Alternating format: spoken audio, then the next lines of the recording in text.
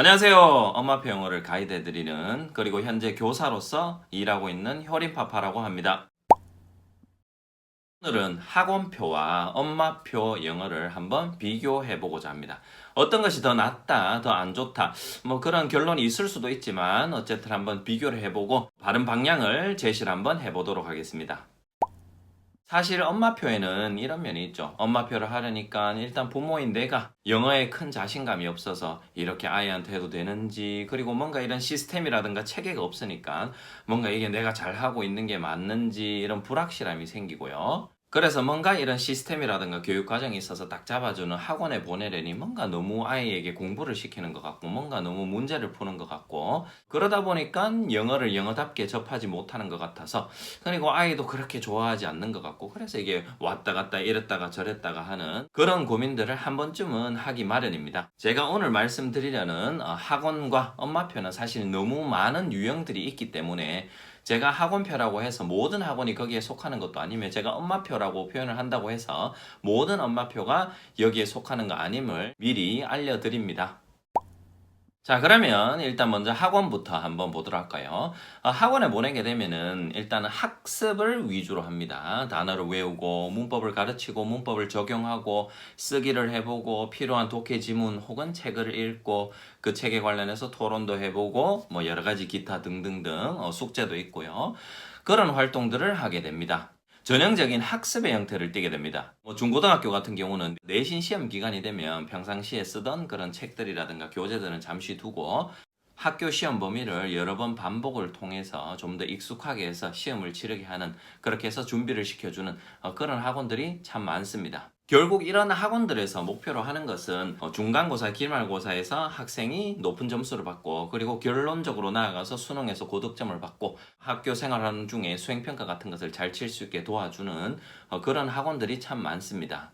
반면에 효린파파가 지향하는 엄마표, 아빠표 영어는 무엇이냐 하면, 아이가 어릴 때부터 책의 재미를 알고 그리고 문자 읽기가 가능해지면서 스스로 그 책의 재미에 빠져서 다독을 하게 되는 그런 것이 제가 지향하는 엄마표, 아빠표 영어입니다. 꼭 제 방식이라고 말하기는 못하지만 사실 많은 분들이 이렇게 하고 있어서요. 자세히 조금 더 따져보자면 우리가 우리말을 습득하는 방식과 유사한 방식을 취합니다.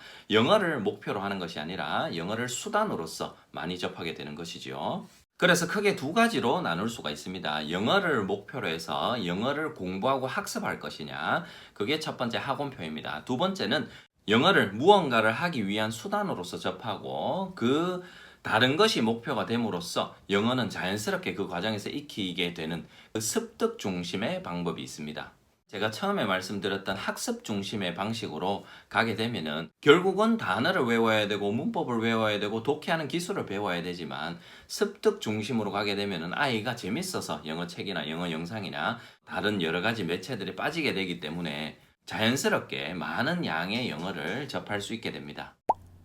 저는 현재 고등학교 교사로 일하고 있고 현재 10년 차가 되었습니다. 10년 동안 학교에서 근무하면서 숫자로 따지자면은 수천 명의 학생들을 제가 지도하고 가르쳤는데 그 과정에 있어서 많은 사례들을 제가 볼 수 있었습니다.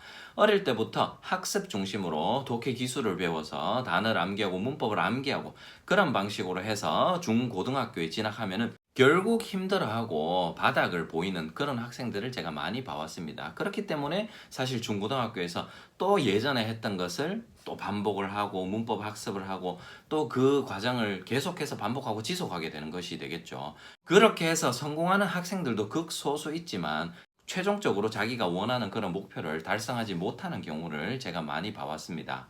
하지만 일부 학생들은 어릴 때부터 영어를 재밌게 접하는 것이지요. 책을 통해서 접하고 부모가 책을 읽어줘서 접하고요. 영어 영상을 보면서 아주 많이 들으면서 영어 체계를 쌓아왔고요. 그리고 초등학교에 진학해서도 영어 책이라든가 영어 영상이라든가 여러 가지 매체들을 통해서 그 흥미를 지속시켜 와서 영어를 체득한 아이들이 있습니다. 마치 외국에서 영어를 듣고 보고 자란 아이들처럼요. 그래서 이런 학생들은 실제로 자기가 영어를 듣고 사용할 수 있는 능력이 되기 때문에 탄탄한 영어 능력을 바탕으로 학교에서 어떤 영어 시험이 있든지 간에 그 유형에만 조금 익숙해지면은 정말 수월하게 이런 시험과 그런 과제들을 처리하는 것을 많이 목격해 왔습니다. 시중에는 많은 독해 문제들과 많은 문법 문제들과 어휘 문제들 이런 문제들이 많이 있습니다. 이런 문제들은 사실 입시에 가까워질 때 그때 풀면 됩니다. 이런 문제들을 아이가 어릴 때 더 일찍 접한다고 해서 아이가 특출나게 잘하는 것도 아니며 실력이 막 쌓이는 것도 아니며 오히려 역효과가 날 가능성이 큽니다. 영어라는 것은 이렇게 말하고 듣고 이런 게 아니라 영어라는 것은 지문을 읽고 문제를 풀어야 하는 그런 것으로서 아이가 인식을 하게 돼서 흥미는 갈수록 떨어지게 됩니다. 아이가 영어 책을 어릴 때부터 접하면서 영어 책에 서서히 빠지게 되고 그렇게 해서 문자 읽기가 가능하게 되면 혼자서 읽게 되면 그렇게 되면 사실 학원이라든가 학교에서 접하는 그 영어의 총량에 비교할 수 없을 만큼 엄청나게 많은 양을 스스로 원해서 본인 스스로 생긴 동기에 의해서 영어를 접하게 됩니다. 아이가 영어 책을 좋아해서 보기 때문에 그 동기도 매우 높은 편이고 스트레스도 많이 받지 않습니다. 본인이 좋아해서 읽으니까요. 본인이 좋아해서 영어 책을 찾아서 읽고 영어 영상이나 영어 영화, 미드나 영국 드라마나 그런 것들을 찾아서 보기 때문에 어느새 우리말처럼 편하게 듣고 자유자재로 구사하는 것을 발견할 수 있습니다. 사실 이렇게 본인이 영어를 좋아해서 흥미를 가지고 보게 되고 즐기게 되면 이미 영어 체계가 머릿속에 이렇게 많이 쌓여 있기 때문에 학교 시험이라든가 학교에서 나오는 과제들, 학원에서 푸는 것들, 그 다음에 수능에서 접할 그런 영어들은 뭐 부담을 안 갖게 됩니다. 실제로 쉽게 접하는 모습을 볼 수 있고 생각보다 쉽게 고득점을 받습니다. 탄탄한 영어가 바탕이 되어 있기 때문에 중고등학교 때 내신 시험 기간이 되면은 그 시험 범위 내에 있는 내용만 훑어주고 복습을 하게 되면은 쉽게 높은 영어 성적을 유지할 수 있습니다. 원래 바른 길, 정답이라는 것은 이렇게 뭔가 화려하지 않고 수수해 보이는 법입니다. 집에서 제가 엄마표라는 이름, 그렇게 어떻게 보면 거창한 이름을 달고 진행을 하고 있지만 사실은 핵심을 보자면 아이가 즐겁게 영상을 보고 언어를 언어로서 접하는 방식을 그대로 제가 가정에서 실시하고 있는 것입니다. 그러다 보면은 그 수단이 책이기 때문에 책을 아이가 자연스럽게 접하게 되고 본인 스스로 좋아하게 됩니다. 그렇게 되면은 영어는 자연스럽게 따라오는 것이 되겠죠. 물론 학원들도 이런 방향을 추구하는 학원이 있을 것입니다. 그렇기 때문에 가정에서 심리적인 여건이 안 되거나 너무 시간적으로 이렇게 부족하다 싶은 그런 가정이 있다면 이런 종류의 학원을 찾아서 보내거나 혹은 가급적이면 부모와 이렇게 소통을 하고 좋은 관계를 맺을 수 있는 이런 엄마표를 한번 시도해 볼 것을 권해드립니다.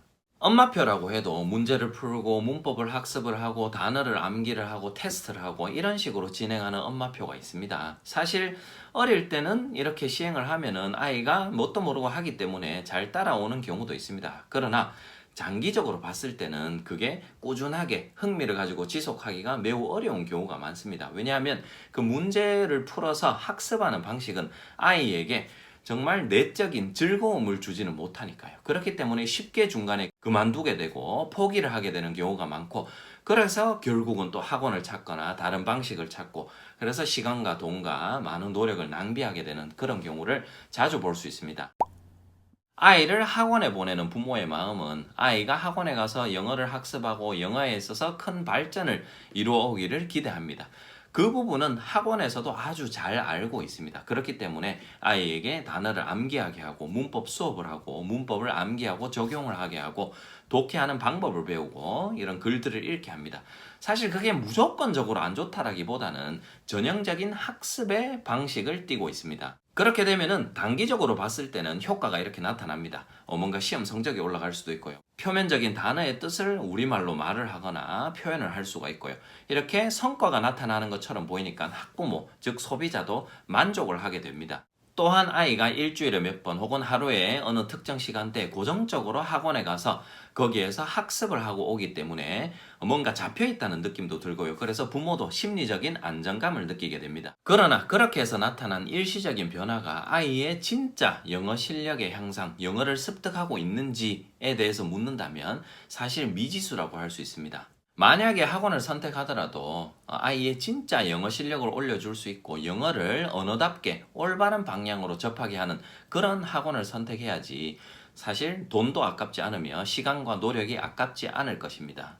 영어를 학습하고 문제를 풀리는 방식은 지금 현재 2020년 기준으로 20대 후반에서 40, 50대까지가 해오던 그런 방식입니다. 그런 방식으로 해서 어떤 결과가 나왔습니까? 결국은 우리가 일상생활에서 영어를 자유자재로 듣지 못하고 영어를 자유자재로 말로 할 수 없는 그런 상황에 처해 있습니다. 이 방식대로라면 부모인 우리와 마찬가지로 결국 아이는 많은 시간을 영어 학습 및 습득에 돈과 시간과 노력을 쏟게 되지만 결국은 영어를 자유자재로 사용할 수 없고 영어 울렁증까지 가지게 되는 그런 상황에 처할 수도 있기 때문입니다. 조금 더 자연스럽고 좋은 방식이 있는데 굳이 너무 많은 노력과 돈과 시간을 들여서 그런 문제풀이 방식, 학습 방식으로 할 이유가 있겠냐? 그것이 오늘의 포인트입니다. 그래서 많은 사람들이 현재까지 해온 그런 방식들을 답습하지 말고 사실 우리 아이들에게는 조금 더 나은 방식, 조금 더 자연스러운 방식이 있기 때문에 그 방식을 접하게 해주고 아이 스스로 영어에 흥미를 느끼게 해서 영어 책을 다독하고 즐겁게 읽게 되는 그런 방식을 장려하는 것이 장기적으로 봤을 때도 옳은 일이라고 할 수 있습니다. 물론 그 과정에 있어서 학교 시험은 저절로 아이가 쉽게 처리하는 모습을 볼 수 있기 때문에 너무 걱정하지 않으시게 될 겁니다. 오늘도 효림파파였습니다. 다음 영상도 기대해 주시기 바랍니다.